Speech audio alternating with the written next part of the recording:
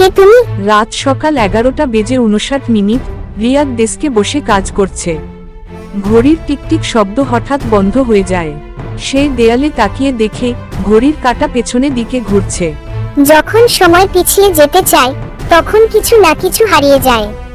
Phone বাজে, স্ক্রিনে লেখা টুমোরো রাত 2:15। সে কল রিসিভ করে, ভয়েস আসে, তুই মরবি না কিন্তু সময় মতো। রিয়াদ অবাক। কে তুমি? ভবিষ্যতের কল সব সময় উত্তর চায় না, কখনো সতর্ক করে।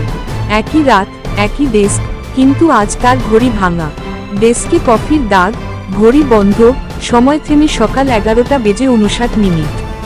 সে ল্যাপটপ খুলে দেখে নিজেই নিজের ছবি তুলছে, কিন্তু সেটা 10 মিনিট আগের ভিডিও।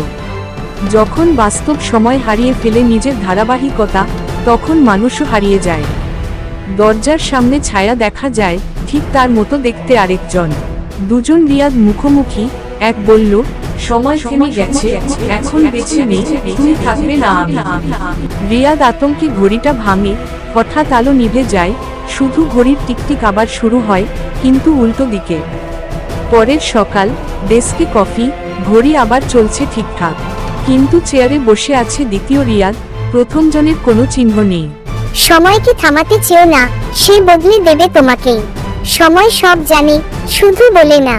গল্পটা যদি ভালো লাগে তাহলে অবশ্যই চ্যানেলটা সাবস্ক্রাইব করবে, লাইক, কমেন্ট এবং শেয়ার করতে ভুলবেন না প্লিজ।